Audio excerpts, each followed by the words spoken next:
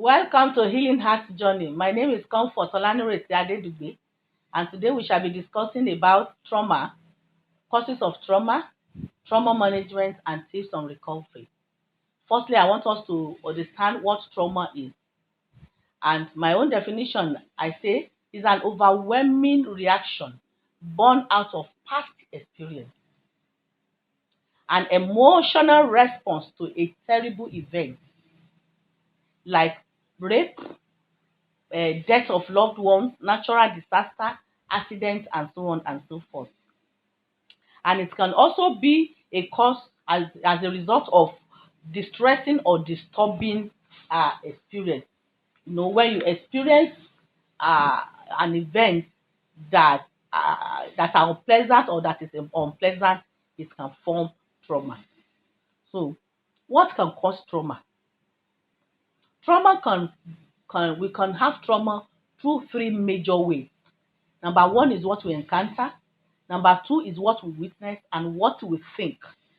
So, what do we encounter? What events have we encountered? What have we experienced in life?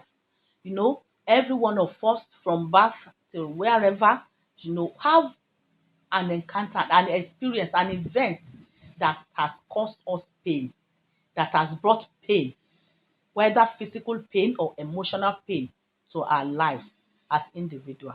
So what we encounter, that experience will form trauma if we do not put an end to that pain at that point in time, or even as time goes on, it can form trauma. And this can lead to anything. It can lead to any mental disorder like panic attack, as I have said, and involve trauma and get to trauma, and trauma can lead to depression. So what we encounter uh, as a result of past events can definitely impose or bring out trauma to our lives. And sometimes this encounter or this event might be severe or it might be mild. It becomes severe when that particular incident, that particular type of pain does not happen just once. For example, you have lost your husband 2 or 3 times. That one becomes severe and it will definitely cause trauma. But life must go. Life must go. We must continue in our journey in life. We cannot say as a result of that we will not we will end our life. Ending our life is not the best thing to do when we are traumatized. A lot can be done that can help us, and that is why we are here to help ourselves. So whether it is severe or mild experience, we can walk around it. Another thing is what we witness. Trauma can come as a result of what we witness, violent experience of what we witness. For example, if a child grew up in an abusive family environment where the father always beat the mother, that child grew up seeing violence all through his life. And as a result of that, it will form his habit, his behavior. His mental well-being will be based on violence. He will not have any other experience. He might not even have the fortunate thing to have another kind of experience beside that abusive one. And so you cannot tell a child that grew up in an abusive environment all through his life to have another opinion about how to behave in life. All through his life, it has been violent. So he grew up to see violence. It has formed his character and it has been part of his life.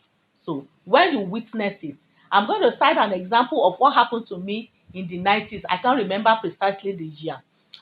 We were traveling for a friend wedding from Nibusa to Ilorin. So along the line, we met a scene of a very fatal accident, and mainly we got there.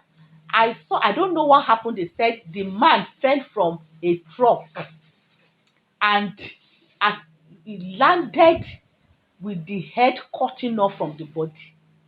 That day I knew how human head can be without the body.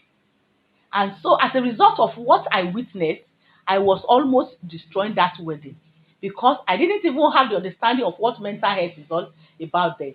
But when I got to the scene of to the wedding venue, I started feeling panic attack. panic attack that people had to rescue me and all that.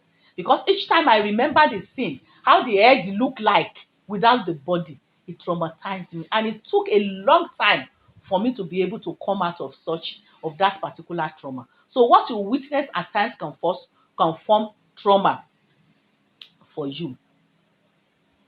And another thing is what you think. I said that majorly trauma can come through major ways. What you think. If your thoughts at all time are negative, and you now dwell actively, you give attention to this kind of thought, it will definitely traumatize you. It can cause trauma.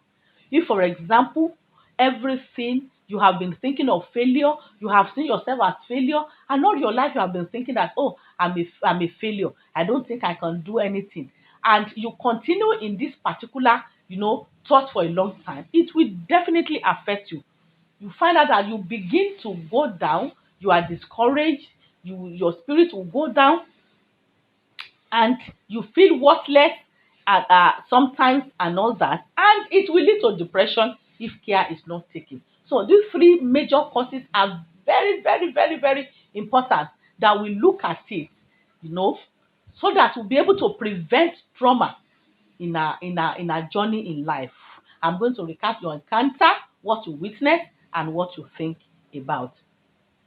And I want you to know that there is a link between your thoughts, your emotion, and your behavior. There is a link between your thoughts, your emotion, and your behavior. When you are thinking negatively, it will send a signal to your brain, and it will affect your emotion. The moment you send that signal to your brain, it affects your emotion, and your behavior comes out of your emotional stability, your emotional level at any point in time. If you are not good emotionally, it will affect your character, and you can begin to behave aggressively, and so on and so forth. So there's a link between your thoughts, your emotion, and your behavior. Another thing is what we call ACE, adverse childhood experience. Adverse childhood experience. Whatever you have experienced as you grow up, as a child, will definitely affect your life. It can form trauma, and if care is not taken, if you do not seek for help immediately, it can affect you. When that trauma, you allow it to stay, to be part of your life for a long time, it can lead to depression, and anything can happen. So ACE, adverse childhood experience, you must, find a way of helping yourself come out of this ACE, adverse childhood experience. And what is the thing that you can do is to stop it from you. For example, ACE can run through four or five generations. That is, you are from an abusive family. Your great grandfather family, his family is what they know is abusive way of life. Everything is shout, everything is a abusive word, everything is no violence and all that. The child grew up, and he too began to know that kind of lifestyle.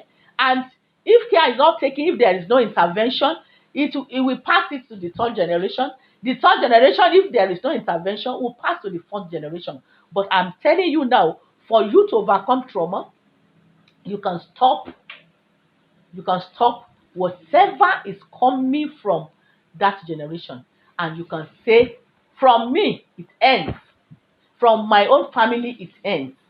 So ACE is important, that we should know that we must do something to stop any childhood experience, so that it will not form trauma that can lead to depression in our life. And another thing is, when you do not let go your past pain, when you do not let go your past pain, fine, something has happened to you in the past and you are just thinking to it, you are not living it, you are not letting it go. It can form trauma, and that is what we call baggage. You just carry a kind of load upon yourself, and when you carry too much load of pain, it will definitely traumatize you. And you know what trauma? Trauma is very dead.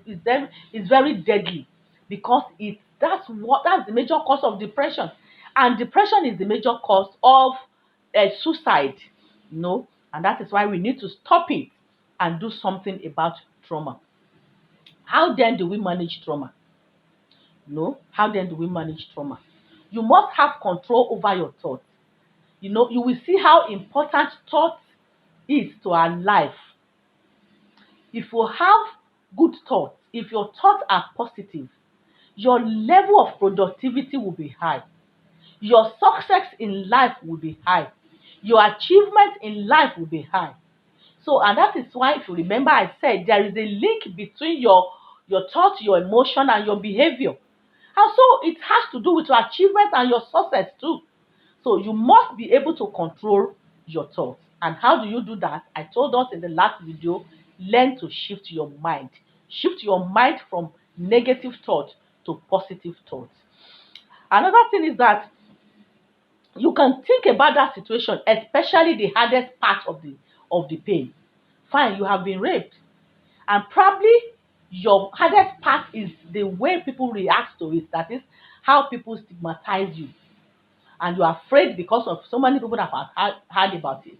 Maybe that is the hardest part of your own pain. To some people, it might not be the same. To some people, it might be as a result of that rape, they have gotten a disease. And if that is your hardest part of it, what do you do? Think about it. Table it. I have gotten disease as a result of this life experience. Then I need to talk to a medical doctor. When you are putting it down, it's the beginning of your journey to healing. You write it and you begin to work on it. If you put it down, you begin to think of solution. And the solution is probably to talk to a doctor, a very good doctor that will help you overcome it. So when you bring out and you table out the hardest part of your pain, it will help you to look for solution, and it will heal you from any form of trauma that you might have gotten from that experience. You must notice and name the feeling you have about the situation. You can name your feelings. You can name it. For example, what I have said earlier. If it is disease, then name it, give it a name. If I'm feeling down, let me bring a scenario. When you are emotionally unstable, there is a kind of wave that moves around your mind, your body, your soul, and your spirit. If you are unable to name it at that point in time, it will aggravate. It will just degenerate to emotional instability that could lead to physical sickness and emotional sickness. So when you name it, you give it a name, you are able to get a solution. Another thing that we normally do as a therapist is to tell some of our clients, after naming it, is to get a journal and write it down. Write your feeling down. How are you feeling? Write it. Put it down. When you are putting it down, the moment you are putting it down, you are getting healed gradually. As you are writing it, the pain, you are lessening the pain by putting it down. So you can get a journal. If you know you have trauma, get a journal and learn to name your feeling and put it down, because putting it down, writing it down, is part of your healing process. Accept your feelings and work on it. Fine, I'm feeling bad because of this thing. Then you can work on it. You can work on it. You can look at the positive side of what has happened. Sometimes when you are moving in a wave and you allow that wave to carry you or to move you. When you allow emotional wave, negative emotional wave now to carry you, it will just be moving you around. You just be living without life. You'll be living without life. And when you allow that one to control you, anything can happen. And that is the moment of the highest part of trauma, when you allow that wave to just carry you around without life. So you can accept your feeling and work on it. You can talk to a trusted people, like a counselor, like a therapist. You can let them know how you are feeling, and you will be helped. You will get help through them. Don't keep quiet. Don't be silent about your pain. Because most people that commit suicide is as a result of them not saying, not talking. Is as a result of them keeping quiet, keeping, you can't die in silence. Voice out, speak out. There are still a lot of people around you that you can trust. You can test them and trust them. You can talk to your counselor. You can talk to, if you are a Christian, you can talk to a trusted pastor. You can talk to a therapist. You need help and you must get help. You must notice and appreciate life good stuff. Let me quickly talk about a particular person I encounter sometimes. She lost her husband and she was left with 4 or 5 children that were boys, that the 4 boys, and this woman refused to come out of the trauma of the loss of the husband. And for a long time we were just, encouraging her, but it was not just entering her. She made sure that she did not allow anything, that she really really want to mourn the husband till the end of her life. Then one day I went to her house and I said, "Madam, can you get up? Let's move round your sitting room." And we started moving round. She saw the picture of the husband that died and reacted. We moved further. We now saw the picture of all the children on the wall. We saw the picture of a flower on the wall. And I asked her, "Would you rather live to help these 4 children, or are you ready to die and leave these children? Because if you continue like this, you allow the wave of pain, or the pain of loss of your husband, to carry you about without life. It will definitely lead to physical sickness or emotional sickness. And if you allow this trauma, anything can happen. God forbid that you commit suicide. Which one will you pick? Will you look at these good things around you and determined to live again and take care of your children? Today, those children are grown up. They are the ones taking care of her. So you can notice and appreciate every good thing around you, despite that painful situation, despite the loss of your husband, despite the rape situation, despite anything that has happened to you. You can come out of it by appreciating the good things left behind for you, or that are around you. Don't be pessimistic, be optimistic. Allow joy. Let it flow into you. Mental health is something abstract. When you think of good things within you. Sometimes you can smile you can smile and you will not know. There will be nobody there, but you are just smiling. Why are you smiling? Because you have thought of good things. One thing you can do to come out of this painful part is when you begin to be optimistic. Think of the good things that have happened to you before. Think of the things that have happened to you in the past. And when you do all this, you can actually come out of trauma or manage the trauma well. Now, what are the tips for recovery? We have talked about how you can manage your trauma. Number one thing that I want you to know is that you should always remember that recovery happens in stages.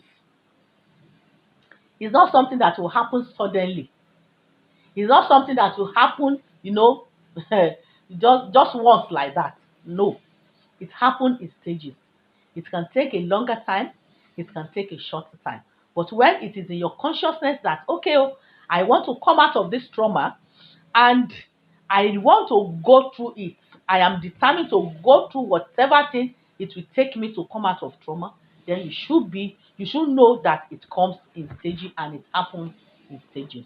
Recovery happens in stages. Healing is not a competition. It's not a competition at all. In other words, someone can get healed out of trauma within a short period of time. It can be a week, it can be 2 weeks, it can take time. So if you find out that your own is taking time, you don't have to allow that to affect you again negatively, because it is not uniform. Healing is not uniform. To some people, it can come faster. To some people, it can take time. What is important is that you have started your healing journey and you are not you are not going to go back from it. You have determined to be healed and you are working to achieve it. Recovery involves your old self. Your recovery depends on you. If even if you are even if you are going through sessions with a therapist, what they need to do is what they need to do. But that recovery depends on you. So you put your old self in it by determining to get to the point where you will come out and you'll be a help to other people, and that is how to recover and to recover fast when you know that recovery involves your own self. Recovery can become an act of resistance. You have to know that it can become an act of resistance, because if you start, when sometimes we therapists, when we attend to our clients, one of the things we ask them is to write down their expectation after the section. And some of them will just put the expectation down. After this time, I want to be healed. It might not happen. So when you see that kind of resistance, sometimes you don't have to quit. You don't have to say, I'm no longer doing it, it won't work. It can't work once. Push forward, you will get there. It's a gradual thing, and you will get there and you'll be healed. So it's not when you encounter resistance, please move forward. Care for yourself. Take care of yourself. Eat good nutritious food. Rest well. Sleep well.